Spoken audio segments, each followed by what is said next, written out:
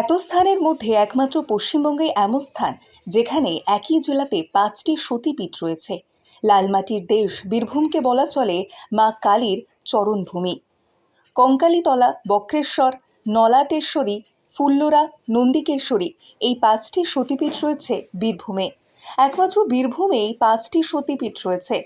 দক্ষ যজ্ঞের আগুনে আত্মঘাতী হয়েছিলেন সতী, যার ফলে দেবী সতীর দেহ ৫১টি খণ্ডে বিভক্ত হয়ে পড়ে বিভিন্ন জায়গায়। মহাদেবের অমতে দক্ষ রাজাকে বিয়ে করেছিলেন দেবী সতী। রেগে গিয়ে প্রতিশোধ নেওয়ার জন্য একটি যজ্ঞের আয়োজন করেছিলেন দক্ষ রাজা। যেই যজ্ঞের আগুনে আত্মঘাতী হন সতী, সেই ক্রোধে উন্মত্ত হয়ে ওঠেন দেবাদিদেব। তার এই প্রলয় নৃত্য দেখে ভয় পেয়ে যান সকলে। ভগবান বিষ্ণু পৃথিবী ধ্বংস হওয়ার থেকে বাঁচানোর জন্য পাঠিয়ে দেন সুদর্শন চক্র, যার ফলে দেবী সতীর দেহ ৫১টি খণ্ডে বিভক্ত হয়ে পড়ে বিভিন্ন জায়গায়। সেই সবকটি জায়গাকে সতীপীঠ বলা হয়। সতীর প্রত্যেকটি পীঠ হিন্দু ধর্মের পরম পবিত্র বলে মানা হয়। তবে মায়ের ইচ্ছা অনুসারে প্রতি ১৯ থেকে ২০ বছর অন্তর একবার করে শুকিয়ে যায় কুণ্ডটি। আর ঠিক সেই সময় যে কোনো কারণেই হোক বন্ধ হয়ে যায় মণিকর্ণিকা ঘাটও। আর এবার পুজো পাঠের পরে রাতারাতি জলে ভরে যায় কুণ্ডে। ৫১ সতীপীঠের অন্যতম বীরভূমের বক্রেশ্বর। ঋষি অষ্টবক্র মুনির নামানুসারে এই জায়গার নাম হয় বক্রেশ্বর। সতীর ২ ভ্রু মধ্যস্থল অর্থাৎ মন পড়েছিল এখানে। মা এখানে মহিষমর্দিনী দুর্গারূপে পূজিত হন। তার প্রতি বছর এখানে ধুমধাম করে দুর্গাপুজোর আয়োজন করা হয়। পুরাণ অনুযায়ী একদিন কোহলি মুনি বেদ পাঠ করেছিলেন। ঠিক সেই সময় তার সামনে বসে পাঠ শুনেছিলেন তার সন্তান সম্ভবা স্ত্রী গার্গী। সেই সময় হঠাৎই গার্গীর গর্ভের সন্তান পেটের ভেতর থেকে মুনির বেদ পাঠে ভুল ধরেন এবং তাতেই রেগে গিয়ে স্ত্রীর গর্ভের সন্তানকে অভিশাপ দেন তিনি। এরপর গার্গী সন্তান প্রসব করলে তার ৮ অঙ্গ বাঁকা হয়। সেই সন্তানই পরে হয় অষ্টবক্র মুনি। এই অষ্টবক্র মুনি এই জায়গায় হাজার হাজার বছর তপস্যা করে মহাদেবের দর্শন পেয়েছিলেন। মহাদেবের নির্দেশ মতো ৮ জায়গায় মাটি খুঁড়ে শরীর লেপন করেন এবং দিব্যাঙ্গ রূপ পান অষ্টবক্র মুনি। সেই থেকেই এই জায়গার নাম বক্রেশ্বর। আজও বক্রেশ্বরে ৮টি কুণ্ড আছে, যেখানে সারা বছর চলে উষ্ণ প্রস্রবণ। বিশ্বাস করা হয় সেখানে স্নান করলে মুক্তি মেলে নানা রোগ থেকে। আজ আমাদের প্রতিনিধিরা সেই বক্রেশ্বর মন্দিরে পৌঁছে গিয়েছিল, আর সেখানেও পুরোহিতদের কাছে নানা ঋষি মুনি ঋষি থেকে শুরু করে পৌরাণিক কালের ঘটনাও তুলে ধরেছেন তারা। শুনুন, বক্রেশ্বর হচ্ছে বহু প্রাচীন ধাম এবং গুপ্ত কাশী। বক্রেশ্বরে অষ্টাবক্র মুনি এখানে ৬০,০০০ বছর তপস্যা করেছিলেন। ৬০,০০০ বছর মনে রাখবেন। তো সেই অষ্টাবক্র মুনির ৮টা অঙ্গ বাঁকা ছিল। কহল মুনির সন্তান, সেই তার পিতার অভিশাপে তার ৮টা অঙ্গ বাঁকা হয়। সারা পৃথিবী ঘুরে বক্রেশ্বর ধামে এসে সাধনায় সিদ্ধিলাভ করেন। কী করে মাংস পিণ্ডরূপে জন্ম হয়েছিল, পিতাও কেনই বা অভিশাপ দিয়েছিল? ওই অষ্টাবক্র মুনি যখন মাতৃগর্ভ অবস্থায় ছিলেন, তখন তার বাবা বেদপাঠ করছিলেন। সেই বেদপাঠে তার কোনো জায়গায় হয়তো ভুল হয়েছিল। সেই মাতৃগর্ভ অবস্থা থেকেই সেই বেদপাঠে উনি ভুল ধরেছিলেন। সেই জন্যে তার পিতা ক্রোধান্বিত হয়ে অভিশাপ দিয়েছিল যে তুমি যেই হও না কেন, তোমার পৃথিবীতে যখন জন্ম হবে তোমার কোনো আকার থাকবে না, একটা মাংসপিণ্ডরূপে তোমার জন্ম হবে। তো সেটাই হয়েছিল। তো সারা পৃথিবী ঘুরে বক্রেশ্বর ধামে এসে সাধনা করেন।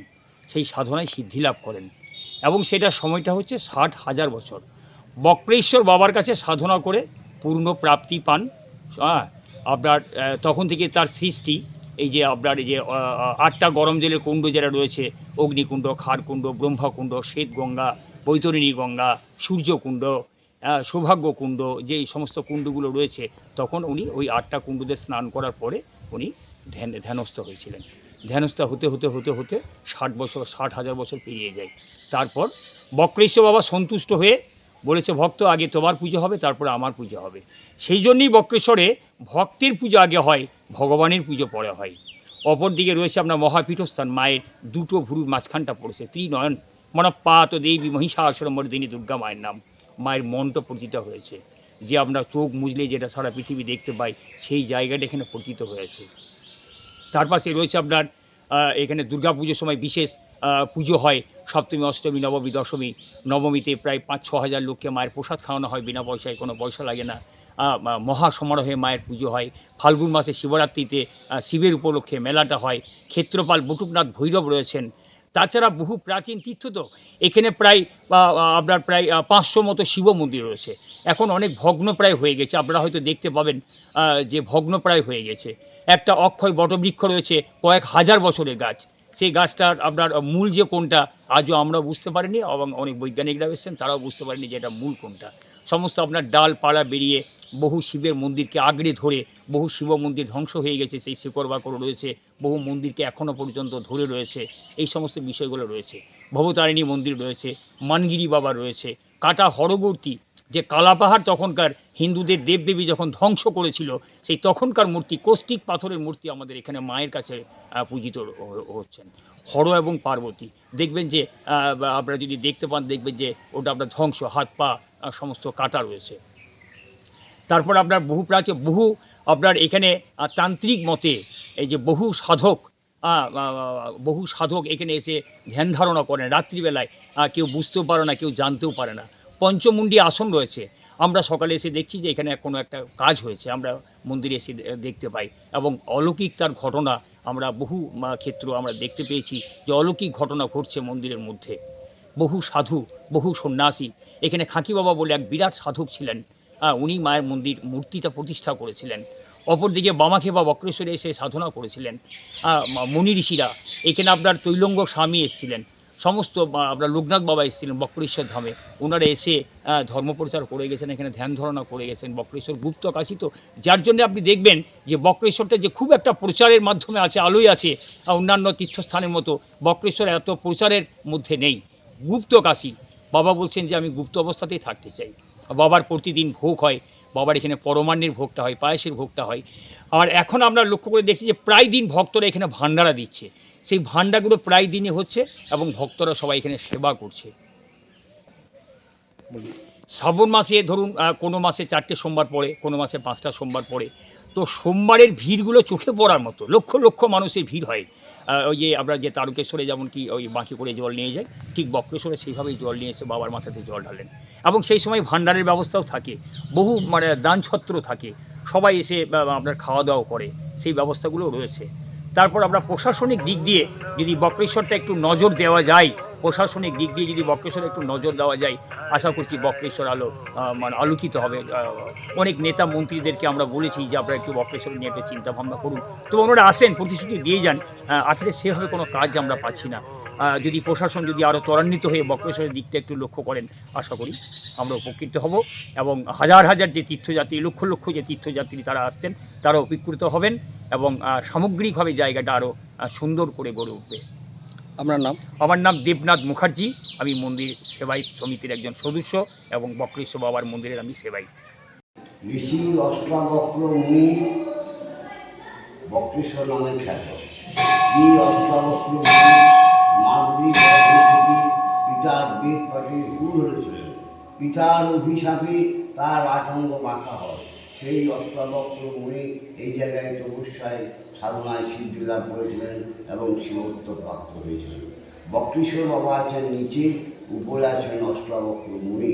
ভক্তকে বড় করে বাবা এখানে নিচে ছোট হয়ে গেছে। আর এখানে সতীপীঠ, মায়ের এখানে ত্রিনয়নটা পড়েছিল, দুটো গুরু মাঝখানটা। দেবী মহিষমর্দিনী মায়ের নাম। আর পীঠস্থান যেখানেই আছে সেইখানে ভৈরব আছে, মায়ের পাশে ভৈরব। এখানে ভৈরবের নাম হলো বটুক ভৈরব। কাশীতে যেমন কাল ভৈরব, তেমনি বক্রেশ্বরের বটুক ভৈরব। এই হলো বক্রেশ্বর। আর এখানে উষ্ণ প্রশ্রবণ আছে, 7টা গরম জলের কুণ্ড আছে, স্নানাগার আছে। আর এখানে প্রতিষ্ঠিত শিব মন্দির প্রায় 250 থেকে 300 মন্দির আছে। এগুলো সব প্রতিষ্ঠিত। এগুলো বর্তমানে সংস্কার করেছে জেলা পরিষদ নয়, আমরা তার আগের থেকে আমরা দেখে আসছি। এরা তার আগে পরিষ্কার পরিচ্ছন্ন হয়েছে। বর্তমানে এখানে লোক সমাগম প্রচুর হয়। আর ফাল্গুন মাসে এখানে শিবরাত্রি মেলা হয়। শিবরাত্রি মেলা প্রচুর ভিড় হয়। মাকুড়া, পুরুলিয়া, মেদিনীপুর থেকে লোক আসে বাবাকে পুজো দিয়েছে। আর বাবার এখানে রেগুলার পরমাণু ভোগ আসছে। শ্রাবণ মাসে এখানে প্রচণ্ড ভিড় হয়, প্রতিটি সোমবার প্রচুর লোক সমাগম হয় এবং লাইন দিয়ে পুজো হয় এবং শ্রাবণ মাসে বাবাকে জল ঢালতে আসে প্রতি সোমবার। হ্যাঁ, এই হলো বক্রেশ্বর। আর কী বলব, আমার নাম হলো পরেশনাথ চক্রবর্তী, গ্রাম বক্রেশ্বর। ঋষি অষ্টাবক্রমণী খ্যাত বক্রেশ্বর ধাম, এটা 51 পীঠের পীঠস্থান, সতীপীঠ। বীরভূমের যে পঞ্চপীঠ তার মধ্যে বক্রেশ্বর একটা। এবং ঋষি অষ্টাবক্রমণী খ্যাত বক্রেশ্বর ধাম কেন বললাম, ঋষি অষ্টাবক্রমণী মহাভারতের ইতিহাস। মহাভারতের ইতিহাস, ওনার নাম হচ্ছে সুব্রত মুনি, ওনার বাবার নাম প্রহল মুনি, মায়ের নাম গার্গী। উনি যখন মাতৃগর্ভে ছিলেন এত বড় পণ্ডিত ছিলেন যে পিতার বেদপাঠে ভুল হয়েছিল। পিতার অভিশাপে যখন ভূমিষ্ঠ হয়, অষ্টঅঙ্গ বাঁকা হয়, নাম হয় অষ্টাবক্র। সেই অষ্টাবক্র তপস্যায় সিদ্ধিলাভ করে মহাদেব শিবকে প্রকাশ করেন। ওনারই নাম অনুসারে ধামের নাম হয় বক্রেশ্বর। তো সেই বক্রেশ্বর মহাদেব এখানে শিবক্ষেত্র, এটা গুপ্ত কাশীধাম বলে। এখানে বিভিন্ন জায়গায় বিভিন্ন দিকে যেদিকেই তাকানো যায় শুধু শিবলিঙ্গ। তাছাড়াও এখানে সতীপীঠ, 51 পীঠের পীঠস্থান। বিশেষ করে মায়ের এখানে যেটা পড়েছে মনস্থান, যেটাকে বলছে থার্ড আই, যে মনস্থান মায়ের 51 পীঠের মধ্যে এত গুরুত্বপূর্ণ একটা জিনিস। আপনি যদি মনে করেন যে এই মায়ের কাছে দাঁড়িয়ে আছি, চোখ বন্ধ করে আপনি বাড়ির বারান্দার দিকে তাকান, কয়েক সেকেন্ডের মধ্যে আপনার বাড়ির বারান্দাটা আপনার মনের কাছে চলে আসবে। মন হচ্ছে আমাদের সবারই চঞ্চল, সেই চঞ্চল মনকে স্থির করার জায়গা হচ্ছে বক্রেশ্বর। এখানে মায়ের মনস্থান হচ্ছে 51 পীঠের পীঠ। এবং পীঠস্থানের পাশেই হচ্ছে ভৈরবনাথ, যে ভৈরব ক্ষেত্রপাল বটুকনাথ ভৈরব। এছাড়াও বহু সাধু সন্ন্যাসী আশ্রম রয়েছে। সাধু গুরু বৈষ্ণব প্রত্যেকেই বিভিন্নভাবে বিভিন্ন সাধনায় যুক্ত থাকেন। তারা নিজে নিজে সাধনা করতে থাকেন। এবং এই সমস্ত আশ্রম ছাড়াও এখানে বিশেষ যেটা রয়েছে বাবার কাছে গরম জল হট স্প্রিং, যে হট স্প্রিংয়ের জন্য বহু মানুষ এখানে আসেন। তাদের একটা সময় বাতের যদি কোনো ব্যথা থাকে, বাতের ব্যথা হটবাত করলে সুস্থ হয়। এবং তাছাড়াও এখানে একটা বিশেষ জিনিস আছে, যেটা হচ্ছে চারিদিকে গরম জলের কুণ্ডু, মাঝখানে একটা কুণ্ডু, যেটা জীবৎস কুণ্ডু, মানে যেখানে মৃত আত্মা জীবাত্মাই তৈরি হয়। মানে সংস্কার আছে যে সেখানে যদি আরও বাচ্চা তাহলে সেই জলে স্নান করলে বাচ্চা সন্তান লাভ। এটা পরম্পরায় সংস্কৃতি নিয়ে আজও চলছে। তো সবথেকে বড় যেটা একজন সেবায়িত হিসেবে আমার যেটা খুব আক্ষেপের ব্যাপার, যে এত বড় একটা পীঠস্থান, এত বড় একটা উৎসবন অঞ্জল এবং এই শিবক্ষেত্র, এই জায়গায় যদি সমস্ত মানুষ যদি বিশেষ করে যারা প্রশাসনে আছেন তারা যদি এই জায়গাটাকে নিয়ে একটু ভাবেন, চিন্তা করেন, তাহলে এখানে বহু মানুষ আসবেন। কিছু মানুষ তো থেকেই যায় যারা শুধু নিজেদের কথাটাই চিন্তা করে, কিন্তু আমরা যারা সেবায়িত আছি, গ্রামের অনেক মানুষ আছেন যারা চিন্তা করেন যে না, বক্রেশ্বরের কী করে উন্নয়ন, বক্রেশ্বর উন্নয়ন, বক্রেশ্বরের মানুষ, সর্বস্তরের মানুষ বেঁচে থাকবে। এবং সবথেকে বড় কথা যে আমাদের হিন্দুদের এত বড় একটা পীঠ, তো সেই পীঠের মর্যাদা সারা পশ্চিমবাংলা এবং সারা ভারত ছড়িয়ে পড়বে, এটা হচ্ছে আমাদের চরম আশা। আর একটা কথা কি, তারাপীঠে মা রয়েছেন, মা আছেন, বামদেব খ্যাত তারাপীঠ। কিন্তু দেখেছি বেশ কিছু মানুষের একটা প্রবণতা, এটা মায়ের ইচ্ছা কিনা জানি না, না আধ্যাত্মিকতাবাদের জন্যই যান, যে সকলেই গিয়ে যে তারাপীঠে মাকে পুজো দিতে। কিন্তু এই যে ব্যাপার, তো এটা যদি বক্রেশ্বরে একদিকে শৈবপীঠ, শাক্তপীঠ, পীঠস্থান মা রয়েছেন, বক্রেশ্বরে আসার জন্য যদি সরকারিভাবে আগ্রহ করা হয় তাহলে মনে হয় ভালো হবে। এটা আমার ব্যক্তিগত ইচ্ছা। আপনার নাম? জয়ন্ত আচার্য, আমি বক্রেশ্বর মন্দিরের সেবায়। দেখতে থাকুন নিউজ প্রাইম টাইমস, আপনাদের সাথে আপনাদের পাশে।